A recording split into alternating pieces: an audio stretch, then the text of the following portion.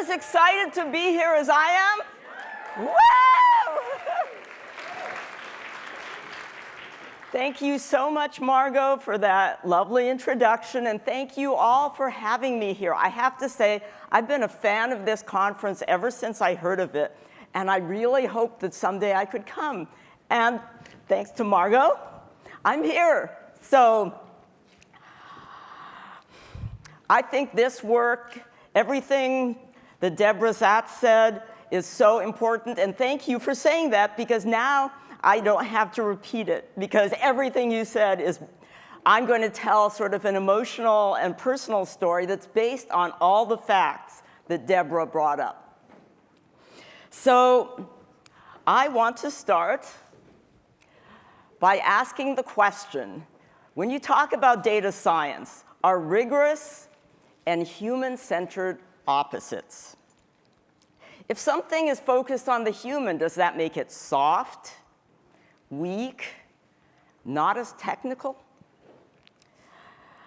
I have to admit that I used to believe this, because I had a very traditional computer science and math and statistics education. So I started out working in industry. I used machine learning and statistics to analyze what were considered very large data sets at the time.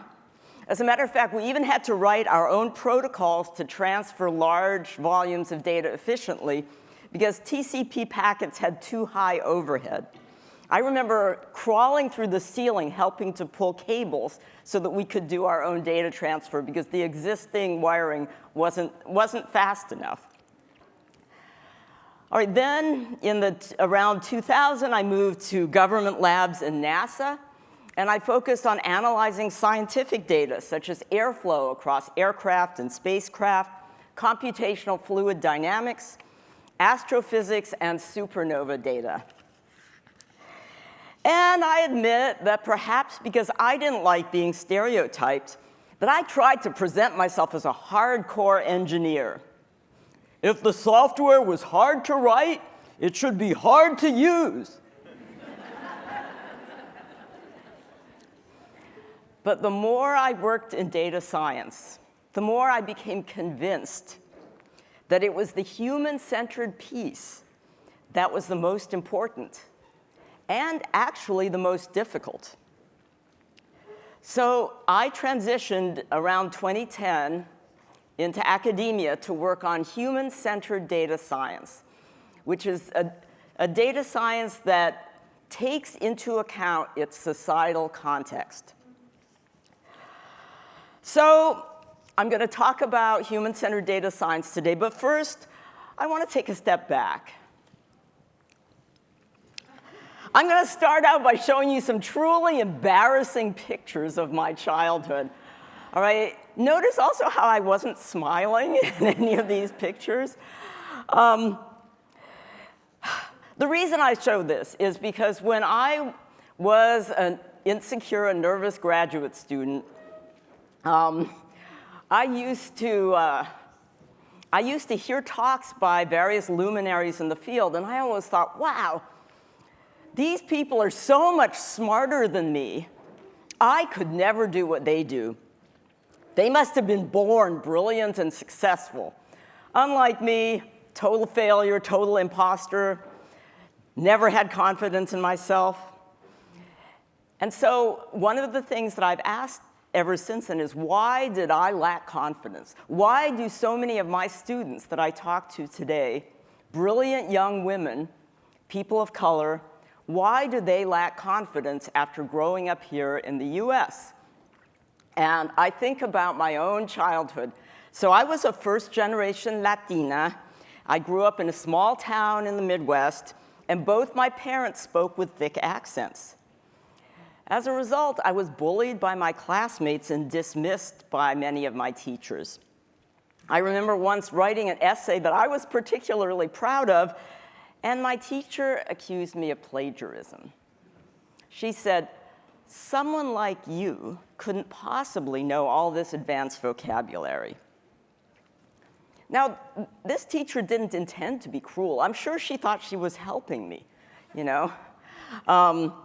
But she's part of the system that teaches us that we should follow stereotypes. She was a cog in a wheel, and it's a wheel that's still turning today unless we stop it.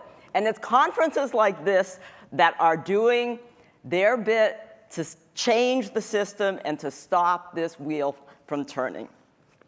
So it's because of those childhood experiences that I grew up fearful and terrified and timid, and I doubted my own abilities. That's what imposter syndrome is. If you have it, it's not that you are not good enough or that you're not interested in science. It's that your society, the stereotypes have shaped you, perhaps unconsciously, into believing something about yourself that is not true. So one of the things that I love about math is that for me as a child, it was my solace. If I got it right, none of those teachers could mark me down. I got 100% in math. Hey, I couldn't have copied because it was the best score.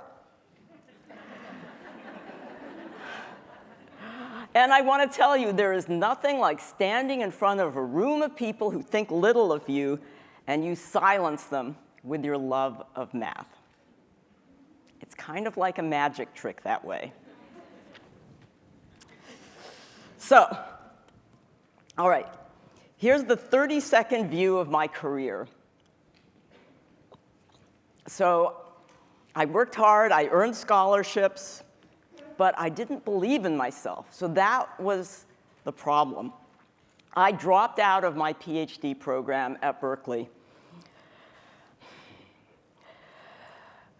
But I do want you to notice that I have this little gap in my data science career in the 80s and 90s where I became a pilot. And not an airline pilot, but someone who flew airplanes upside down. So why was this important? Well, it turned out that the effects of my upbringing were so devastating that succeeding in school and a career was scarier than facing death in an airplane. That's the impact these systemic biases have on children growing up, have on girls growing up. So I want you to think about that effect for a moment. If any of you have ever felt an emotional block against your career or data science or have wondered, is this really the right place for me? It's not your lack of ability. It's not your lack of interest. It's the combined weight of these societal expectations and stereotypes. I had to face my deepest fears in order to finish my PhD in computer science. And I show this slide because I want you all to see that it wasn't a smooth road to where I am today. I wasn't born successful or brilliant or whatever. Maybe I'm not even now. But I almost, as Deborah was saying, I almost changed my career. I almost thought, you know, this isn't right for me. There's so many other things I love. I could do something more traditionally female, and I would be more accepted. I would be more at home. I wouldn't have to risk, you know, death or humiliation. So, and I certainly had professors who thought that was true. I had one professor in my PhD program who said, women don't have the intellectual capacity for computer science. Yeah, imagine how that makes a young, insecure grad student feel. So I don't want anybody else to ever think you might not be good enough to do this important work. So I'm speaking to everybody here who has ever doubted themselves. It's not you, all right? The field needs you. Data science needs diverse viewpoints, as Deborah brought up, as many brilliant researchers have brought up, and I wish I had time to share some of the marvelous work that's been done by so many people in this field. But for now, I just want to let you know, I want you to think to yourself, it is possible to succeed in your career and raise a family and have hobbies you love. Don't let anyone tell you you can't. Because I gave birth to 2 wonderful children who are now in their 20s, and they're amazing. They're really amazing human beings. I'm still married to my husband of 37 years, and I've had a great career. So it is all possible. And I'm also the only, my husband got sick, and I am the primary breadwinner in the family. So it's not like anybody gave me money to do this. I earned it all, and you can do it all too.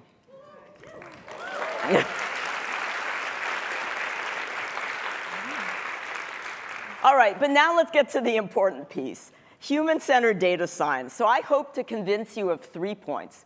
That thinking about human issues in data science is necessary, and then that's, I think, more obvious. But then number 2 is that human-centered approaches to data science make the technical work stronger. This is something that I have lots of great examples of. I'm going to show you one from my own work. And finally, number 3, data science is human-centered, whether we believe it or not. So first of all, I think it's well known because of various ethical concerns that we really need to think about the human issues. But I think there's also anyone who has dealt with something on a mundane level, anybody who's dealt with voicemail jail or any automated systems has this intuitive grasp that machine learning and AI have significant flaws. You know, we studied this in a paper we wrote on folk labeling. We noted how many times automated systems didn't work the way their designers intended them to work, and humans had to fill in the gaps. This happens in every automated system. Now, sometimes these negative consequences of these gaps are far greater. In her book, Automating Inequality, Virginia Eubanks described an attempt to privatize and automate Indiana's welfare eligibility program in 2006. It was a disaster. Thousands of people lost benefits. They received automated notices. Sick people lost medication. Some even died. A 6-year-old girl with cerebral palsy was denied Medicaid benefits for failure to cooperate because she didn't respond to a notice. And there was no way for her parents to contact a human to rectify the automated system. So this was billed as an attempt to save taxpayer dollars and prevent fraud. But not only did it cause a huge amount of human suffering, it ended up costing the state far more than it saved. There were so many lawsuits. Justice sometimes requires an ability to bend the rules. By removing human discretion from frontline social servants and moving it instead to private contractors, the Indiana experiment supercharged discrimination. All right. In my 30 years of experience, I've found human-centeredness in data science makes the technical work a lot stronger. So here is one of many examples from my own work. So a really fun part about being a data scientist is you get to work on so many cool projects. I could talk for an hour or 2 about this really cool project. I was hired to solve a big data problem in this astrophysics project in 2005. Now, this project was working on studying the largest supernova, the largest thermonuclear explosions in the universe, supernova, exploding stars, to measure the expansion rate of the universe. I mean, how cool is this? And when they brought me in, 2 other software groups had tried and failed to solve their problem. And then they brought me in, no pressure. So, all right. I ended up making 4 major contributions to the software, and the first 2 are purely technical, and they involve statistical machine learning, support vector machines, and boosted decision trees, and Fourier contour analysis. And the second 2 are more social, having to do with successful collaboration building and solving issues using cross-cultural scientific building cross-cultural scientific teams. But all 4 of these were discovered through a human-centered ethnographic approach. And all 4 contributed to the ultimate success of the science. So due to time constraints, I'm just going to talk about example 2, a novel image processing technique that led to substantial improvements in supernova image classification.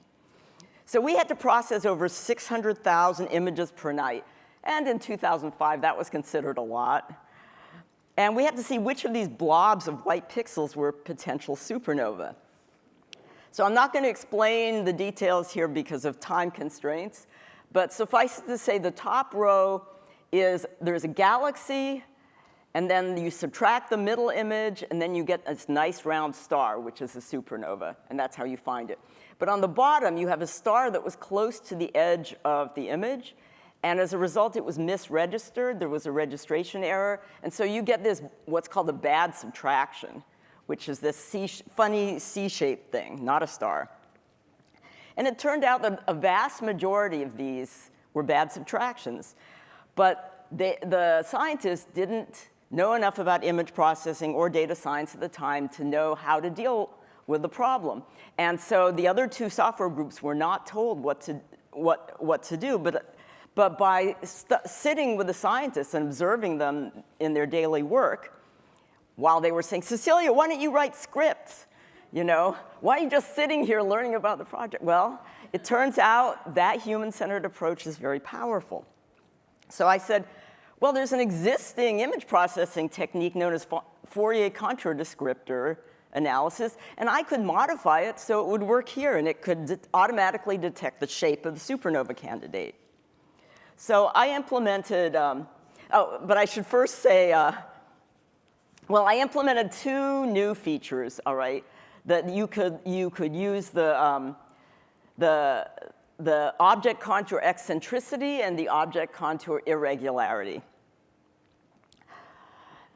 But I want to say, why was this a human-centered approach? Well, it's because as soon as I mentioned the word Fourier, the scientists I was in this room with a bunch of physicists, about 6 or 7 men, and then there was me, and not only was I female, I was a computer scientist. 2 black marks. And they said, we are already taking up the full amount of time on for our computation. We cannot add Fourier analysis to our pipeline. You are wrong. And I said, well, first of all, I think this will help you. And secondly, I think I can come up with a constant time algorithm, because I have analyzed the problem based on studying what you're doing. And I did it. And in the end, this particular feature produced a 41% reduction in false positives with no measurable increase in running time. I mean, I still remember that feeling I had when I wrote the algorithm, I implemented it into the pipeline, I checked it back in, and there was no change in the running time. Yes! So this was a technical improvement that was arrived at via a human-centered approach. So human-centeredness made my technical work stronger and more effective. So, and this is something that I have found happens over and over again. So in short, and there were many other improvements that we made in this algorithm. It ended up with significant reductions in false positives that led to a 90% labor savings. When I joined the project, there were approximately 6 to 8 postdocs doing 4 hours of grunt work every day. They were not happy. And then after I made my changes, it took 1 person 1 hour a day. You could not completely automate the system. This was the error the other computer scientists made. They thought, we will automate the entire system, we'll take the humans out of the loop. But that didn't work. But 1 person 1 hour a day, that's not so bad. And then once I gave this talk and somebody asked me, but aren't you just putting scientists out of a job? And I said, no, the postdocs didn't want to do grunt work. They wanted to write papers. They wanted to do science. And so the number of papers they wrote scaled up dramatically. And They spent all their time writing papers, doing science, and going off into their careers. So yes, this is the kind of automation you want to do. And all of this was from having a data scientist that has a background both in math and computer science, and in social science and ethnography and human-centered design. So this is one of my favorite slides. Our principal investigator, Saul Perlmutter, shared in the 2011 Nobel Prize for Physics for this work. Now, I'm certainly not going to say it was anything that I did. It was all his idea. But he did say in his acceptance speech that this was the work of a team of people, and he named me as one of the key members. And that's the closest I'll ever get to a Nobel Prize, so I will take it.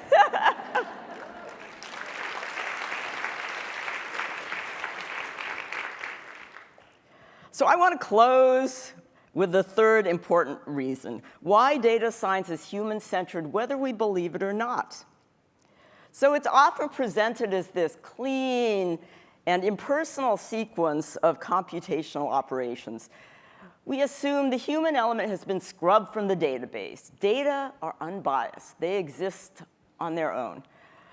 But actually, people touch the data in nearly every step. And I'm going to highlight 5 particular places. And I'll go through this quickly. So there's discovery. When someone encounters a data set and decides to use it, that is a human decision. Then there's capture, the act of acquiring it. A human writes code and brings that in. And they need to understand the data and its origins. And surprisingly, biases, maybe not so surprisingly, biases creep in. Curation is the process by which data is altered to make it to have it make more sense to someone, or maybe it's brought together from different sources. Then there's design. And people say, design data. Well, yeah, it turns out we categorize data through sets of choices. And finally, creation. People are always adding values to records in a data set through labeling. This happened even with the astronomers I was working with. There was one astronomer who they insisted, when I was creating the database for this group, they said, you must put the name of the astronomer who categorizes these galaxies, because there was one senior level astronomer who always categorized the galaxies in a different way from everyone else. So I do want to emphasize, though, that these interventions are necessary for high-quality data science work. So I'm not saying that we need to get rid of them. And I hope that when you are working as a data scientist, that you make your own interventions in a responsible, accountable, and transparent manner. This is a human activity. And so I'm just going to very briefly say that it happens in geology. You use established color charts to describe the appearance of Earth samples. You use an existing taxonomy, so you classify species. There's so many examples of this, but I will move on. OK, so hopefully having convinced you that all data is human and is touched by humans, why did we ever believe that it should be separated? And more importantly, what can we do about it? So it's partly due to flawed mental models, outdated benchmarks and data sets, and our traditional methods of teaching students of engineering. And I hope all of you can take steps to change this. So yeah, the mental models, there's this benevolent AI trope. I know I grew up reading a lot of science fiction. And oh yeah, the robots will save us. Artificial intelligence is going to be better than us. It'll get rid of human error. We still see that, all right? But as a great deal of very good work has shown, machines do reflect the bias in human society. And even more than reflect, they amplify the bias, as Virginia Eubanks talked about with the welfare eligibility program. So, OK, quick story. I was sitting on a dissertation committee for natural language processing PhD. And they claimed, oh, my algorithm can detect binary gender in human-generated text with high accuracy. Now, I was kind of suspicious of this. So I delved a little deeper into it. And finally, it turned out the algorithm was based on this data set that was from the 70s, from a particular geographic area in the south of the United States, where all the males were engineers and all the females were housewives. So I said, do you think maybe there might be confounding variables in the data? And they said, oh, this is the best data set available. I said, well, why don't we collect a new one? They said, oh, all the experts rolled their eyes and said, that's a huge amount of work, a lot of money. And what was unsaid, there's no funding, there's no career benefits from doing this work.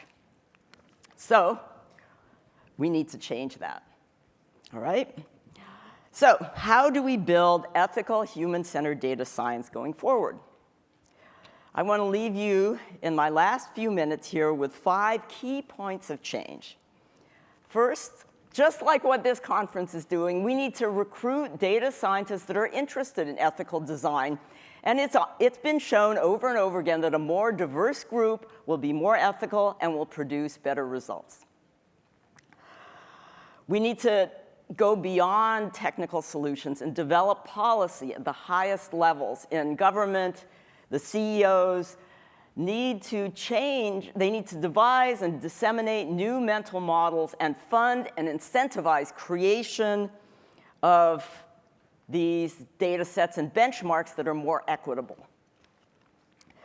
We need to study how data science impacts people and design algorithms that they take that into account from the very beginning.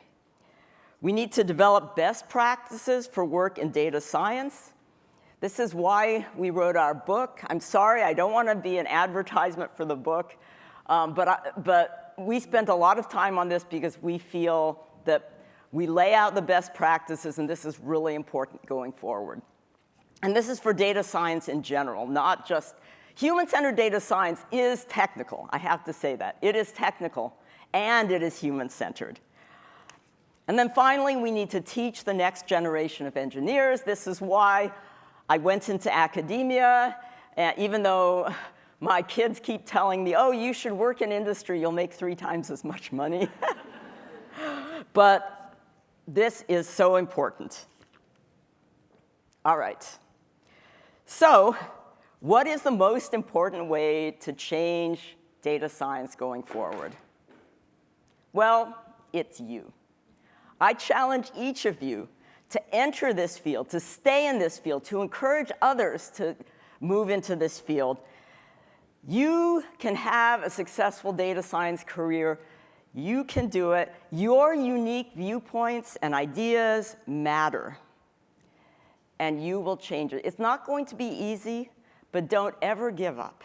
Don't ever think that you are not qualified, that you are not smart, or even worse, that you're not interested in data science. It is an incredibly exciting field, and it's worth the work.